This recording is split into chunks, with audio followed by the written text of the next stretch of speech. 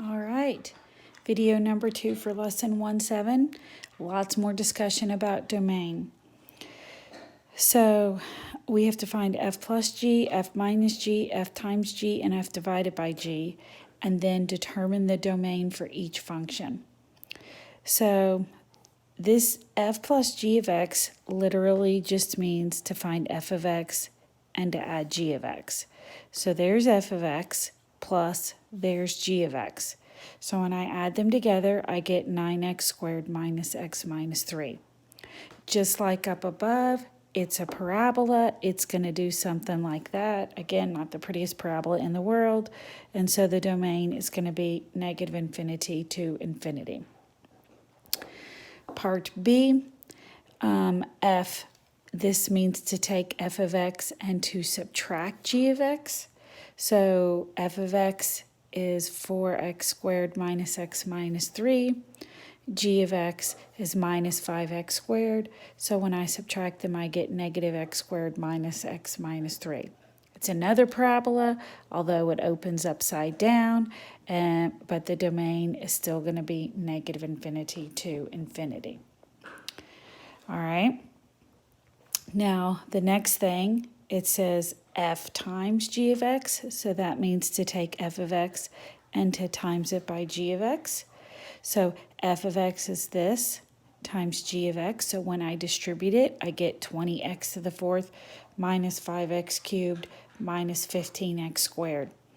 Now, it's not technically a quadratic, but it has that same kind of look, and the domain is going to be negative infinity to infinity. I put too many curves in that guy, but this means f of x divided by g of x. So here's f of x, here's g of x. We have a variable on the bottom. So that means this guy cannot equal 0. So 5x squared cannot equal 0. So x squared cannot equal 0, which means x cannot be 0. So the domain is negative infinity to 0, union with 0 to infinity. Okay, so those are with polynomials. Okay, now let's do them with rational functions. So same directions. Oh, and the notes page that y'all have, the answer key, the problems are more squished than this. I ended up writing it out, being too squished, and then I spaced it back out before I printed it out. Okay, so we have to take f of x and add g of x. So there's f of x plus there's g of x. So I found a common denominator of x. So this guy needs an x. This guy doesn't need anything. So I end up with 6x minus 1 plus 1, and the 1's cancel. So I end up with 6. However, I did have a variable on the bottom. So that means if at any point up here x had been 0, I would have been dividing by 0, and I wouldn't even been able to get to this point.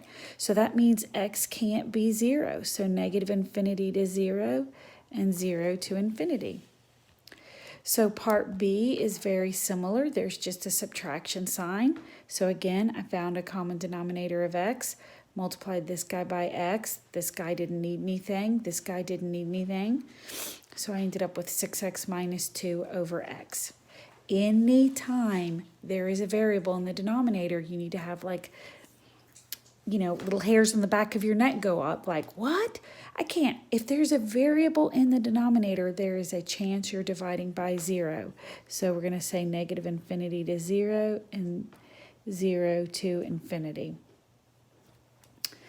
All right, now we're going to multiply these two together.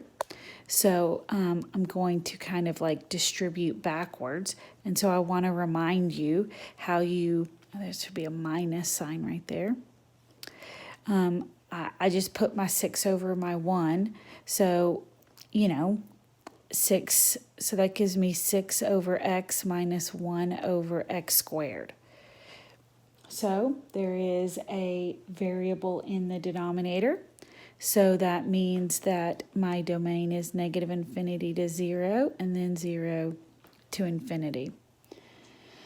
All right, and so then we have to divide. So we have this lovely complex fraction.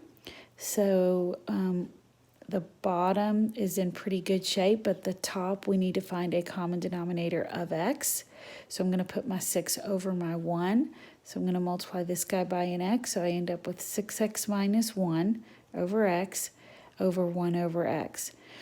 Those x's cancel, so it leaves me with 6x minus 1, but there is still a restriction on the domain, because if at any point x would have been 0, then I would have been dividing by 0 and I wouldn't even been able to get to that point. So the domain is negative infinity to 0, union with 0 to infinity.